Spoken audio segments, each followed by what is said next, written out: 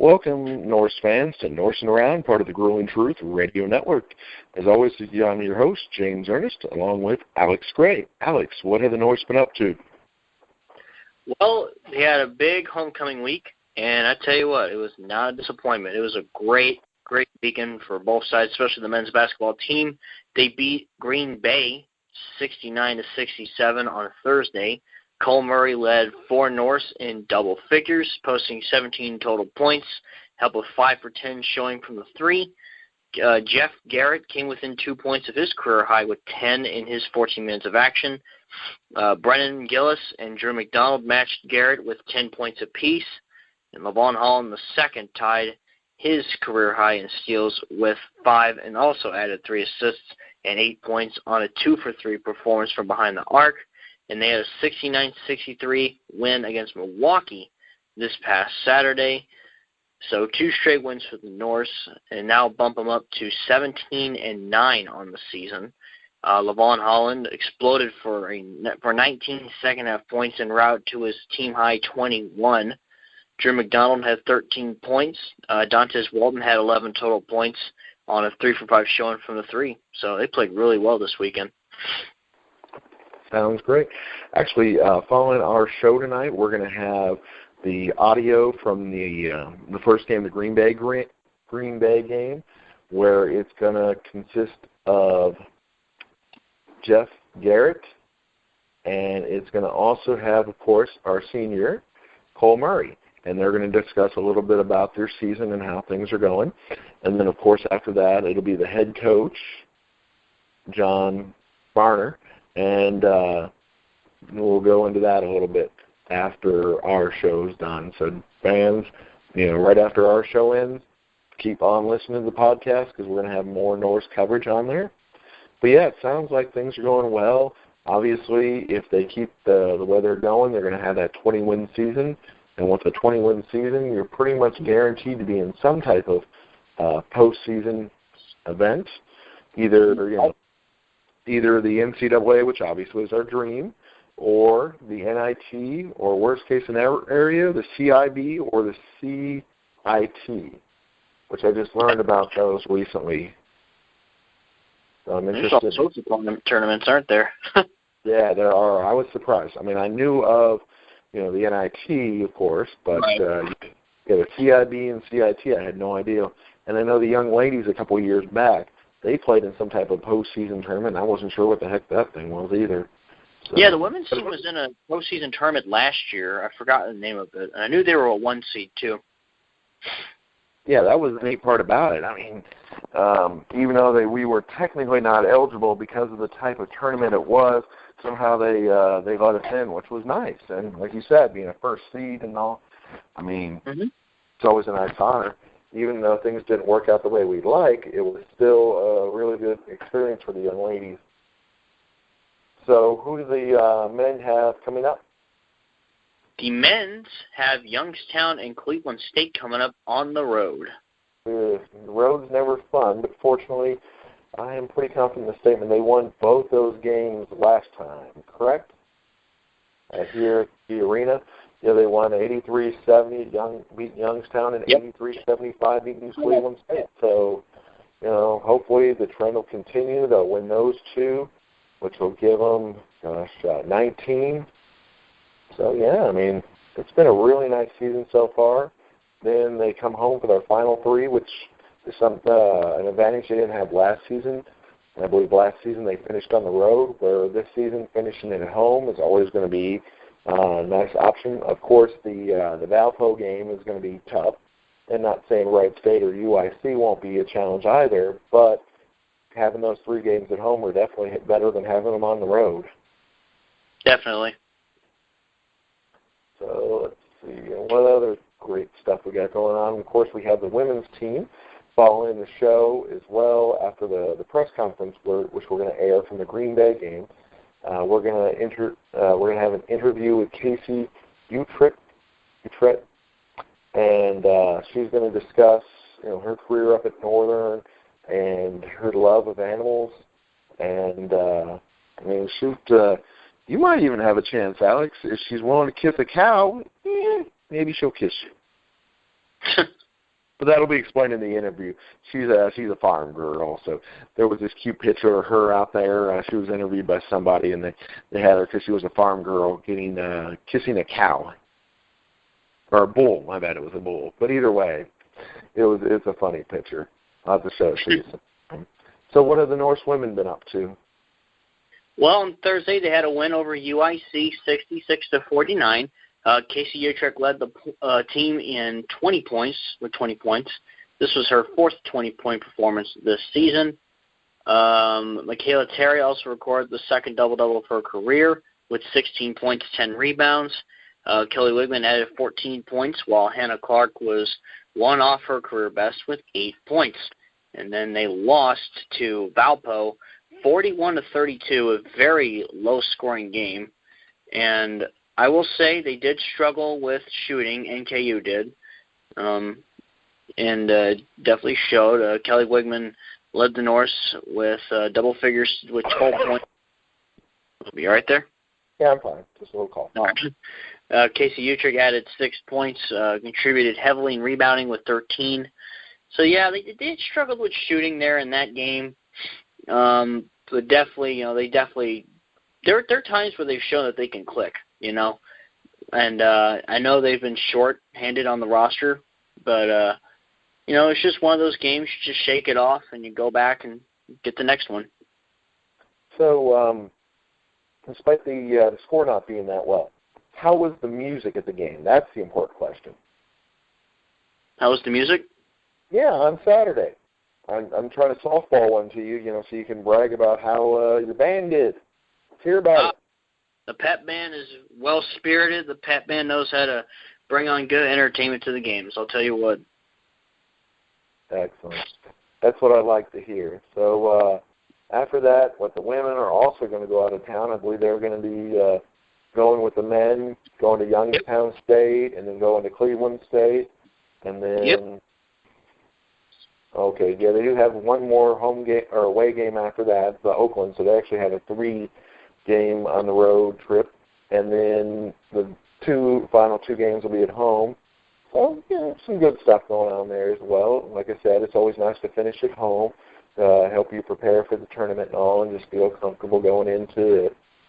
Unfortunately, unlike the men who, for the most part, it would really surprise me. They would have to lose almost all their games to not get into some type of tournament, postseason tournament, especially if they end up winning like 3 or 4 and getting to 20 wins. Unfortunately, the young ladies will have to pretty much win the Little Caesars Motor City Madness Horizon League tournament to get into the postseason this year.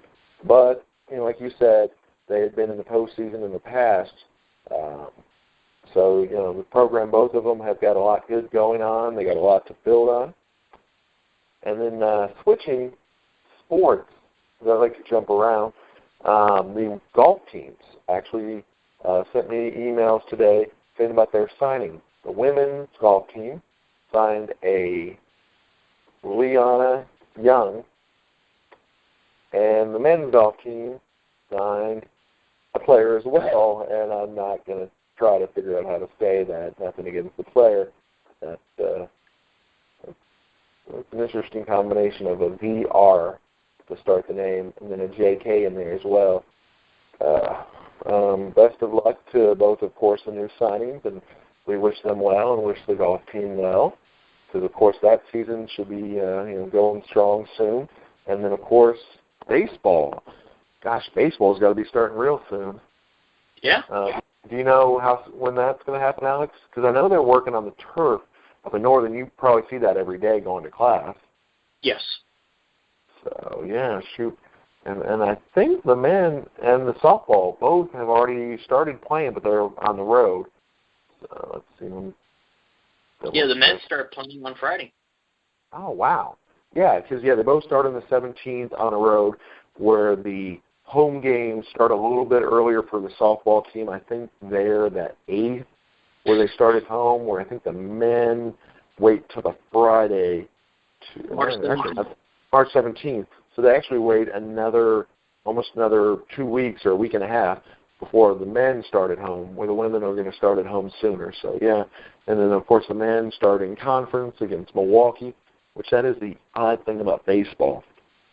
It jumps around from in-conference to out-of-conference to in-conference, where at least basketball, you have the non-conference schedule and then you have the conference schedule, and you might throw a game or two in the non-conference schedule or into the conference season that's non-conference, like Xavier and UC do because of the crosstown shootout.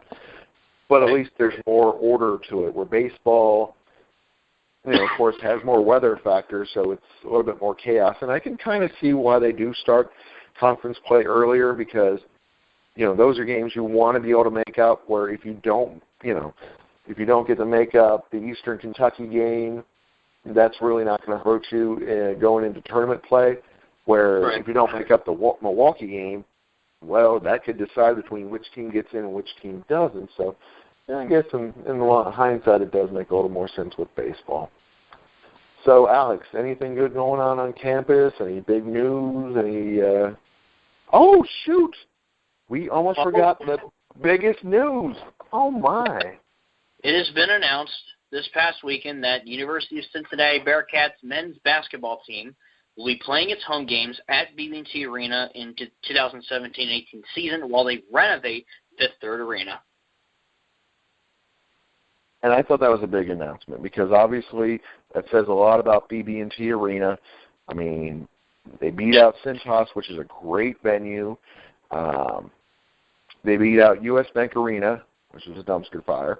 And then they, so being able to secure those home games, hopefully we'll bring in the UC fans, not saying we're going to be able to convert them to NKU fans, even though that would be great, but just being able to get more attention for BB&T Arena so when they have other events during that season, they can advertise those and hopefully get the fans, coming across the river more, attending those concerts or attending, the high school basketball or some of the other events that the BB&T Arena does.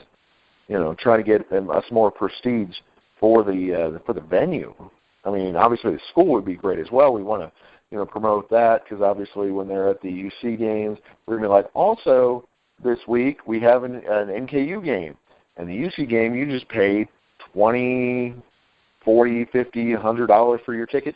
Where the UC game, or not the UC game, the NKU game, hey, it's $10 or $12 or whatever NKU tickets are. So you've been, that way we can, pitch that where it's like, hey, you bought NK or UC season tickets, which are actually really reasonably priced compared to most colleges. But NKUs are even, a better deal. Or maybe, there'll be a rivalry that'll come out of it and the next variation to the crosstown shootout, the cross river shootout, or the cross bridge shootout, or whatever they want to call the dang thing, and maybe build something on that because that can have big potential because Northern obviously is coming into their own. UC's been established for a long time, and then of course we could always throw in and make it a tournament, one of those round robin kind of things. Have Xavier and Dayton, or Xavier in Miami of Ohio, or Xavier in Ohio State. Any of those combinations, I think, would do an excellent job to build the tri-state basketball community.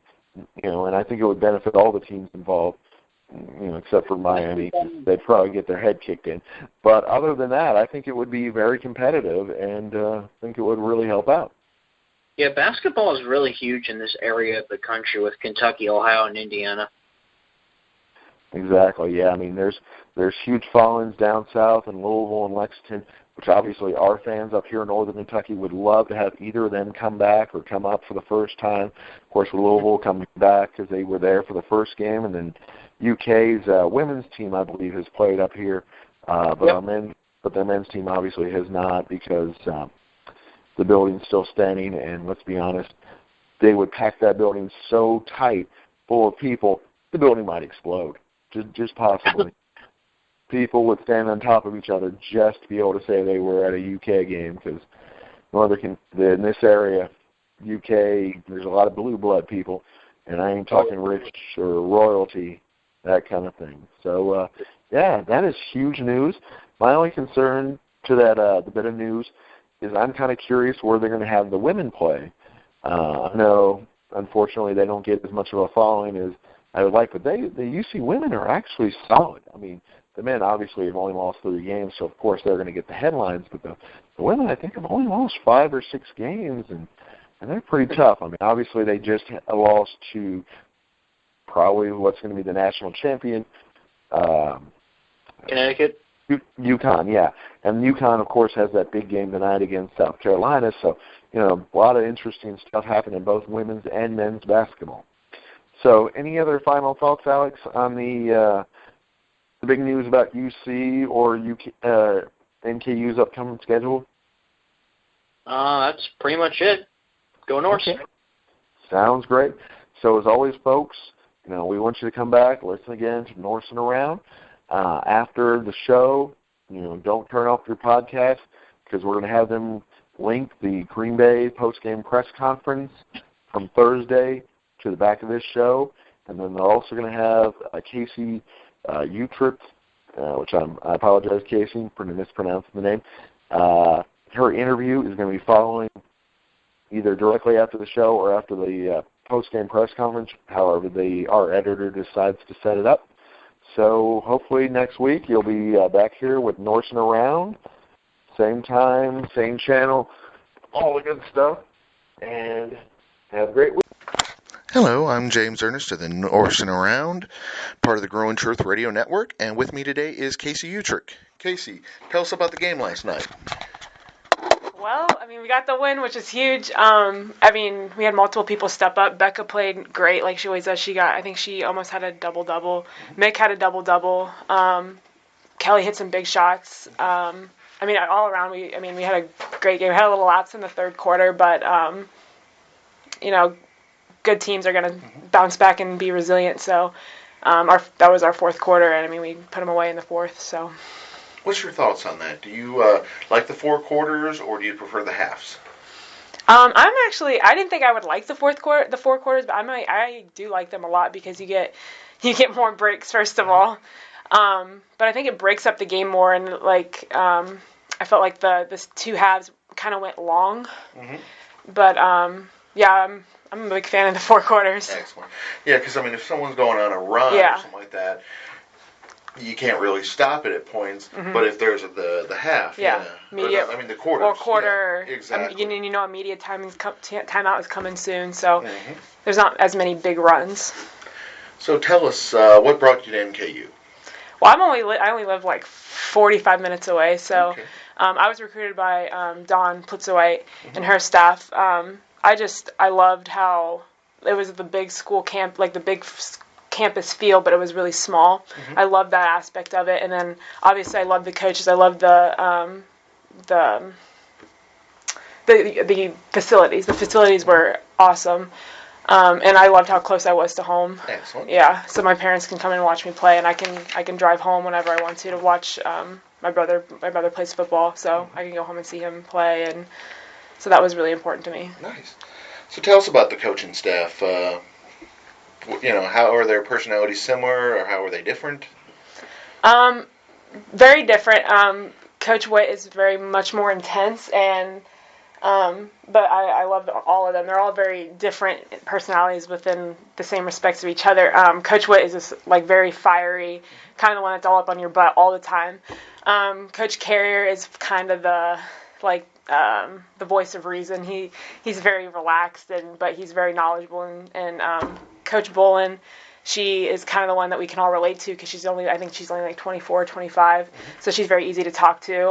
And then Coach Stein, he's just a big goofball, but he's my position coach, but he's also very knowledgeable, so I love all of them. And Coach Stadola, she's our Dobo, but she's been here before, so she knows us and we know her. But so that was kind of a good barrier between the coach, or a good bridge between the coaches and then the team. So it was really nice having someone there that we knew and that could bridge the gap. Exactly, someone that could understand both perspectives. Yeah.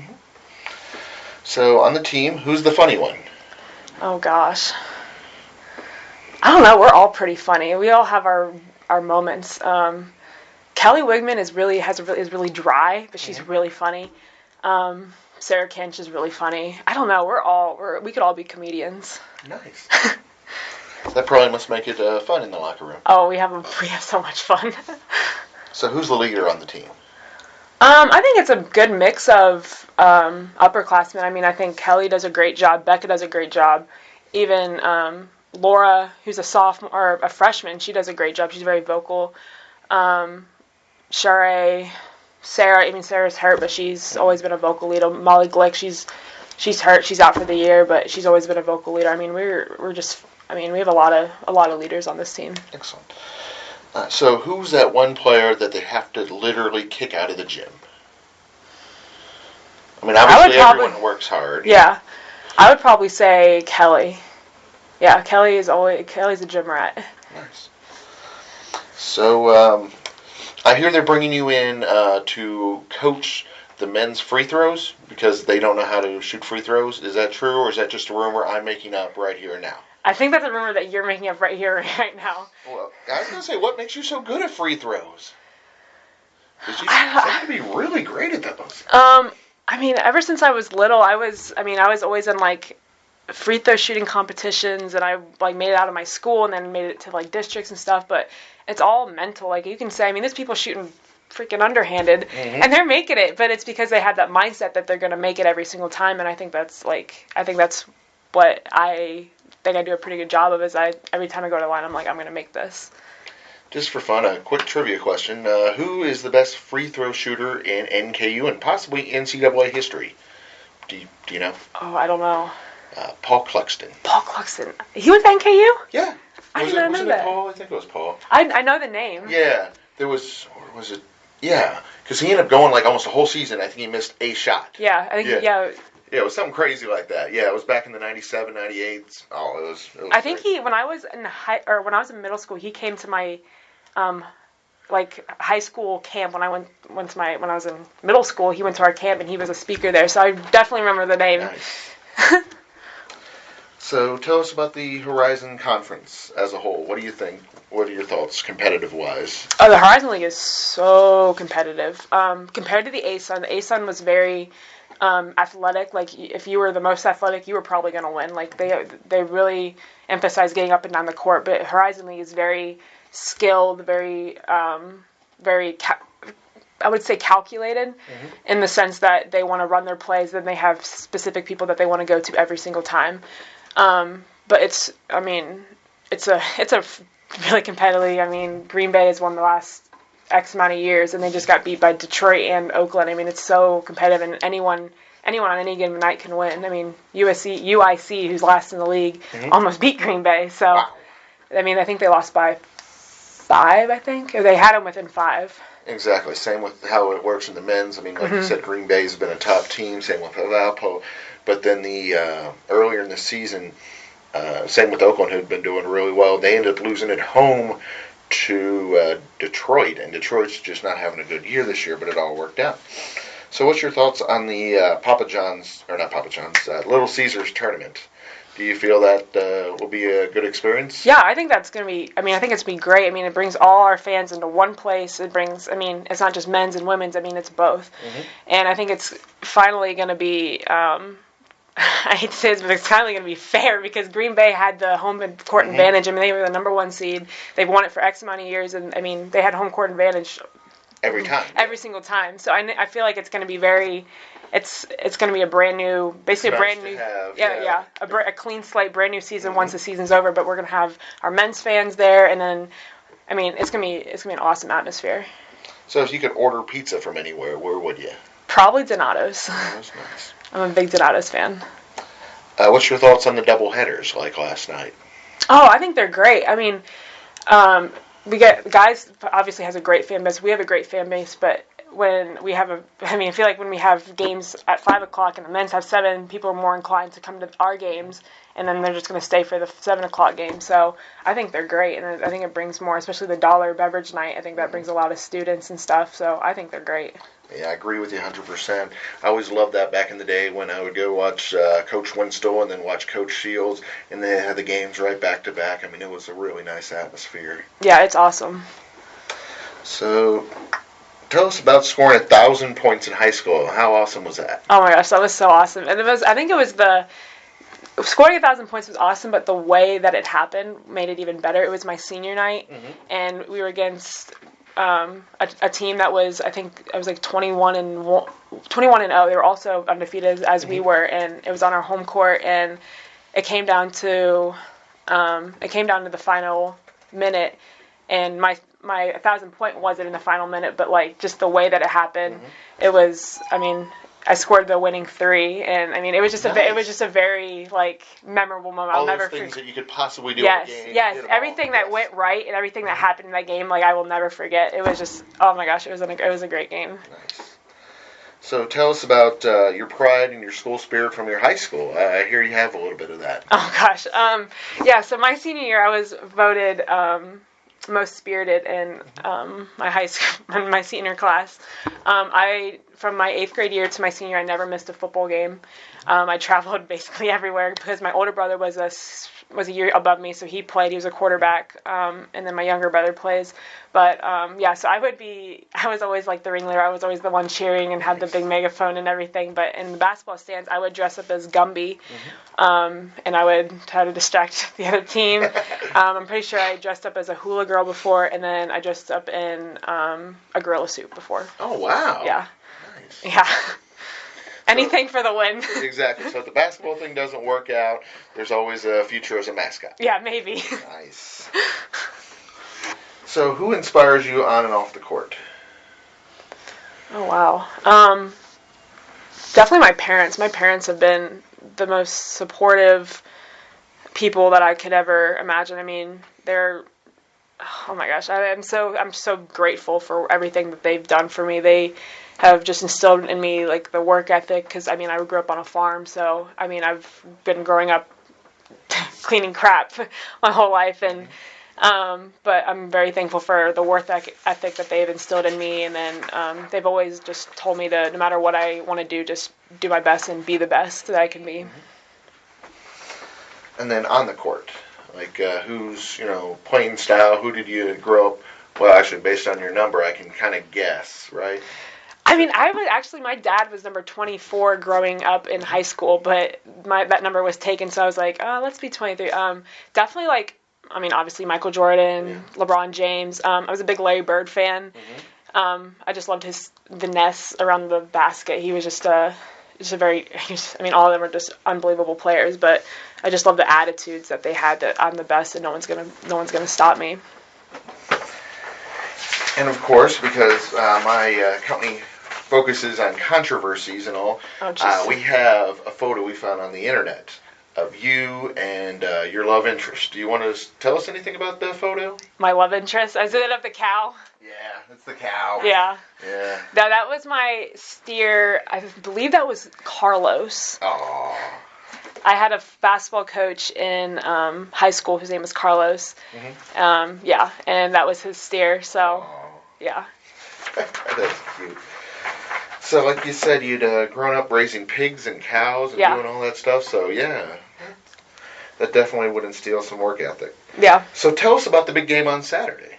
So Saturday is our pink game. We have Valpo. They're a very good team. They have a really good player in Danny Franklin. She has grown immensely from her sophomore year. She's a very versatile player. She can shoot the three. She can post you up. She can take you off the bounce. It'll be a good game. They're very skilled, and I think they're very hungry for a win. Nice. So are they going to have any special uniforms, No, I think we're getting like pink socks and pink headbands, but I'm pretty sure. Okay, yeah. So something a little different. Yeah. Yeah, I was going to say, it's not like you're going all out and just everything's going to be pink, but still you got some pink on there. Yeah. That's cool. Any special things going on for the fans? Yeah, so if you wear pink, you get in free. Okay, yeah, nice. I was going to say. First 500 get pink mason jar tumblers. Oh, nice. Those are 2 main promos. Well, that sounds pretty cool. And, I greatly appreciate your time, and we look forward to seeing you out there on Saturday.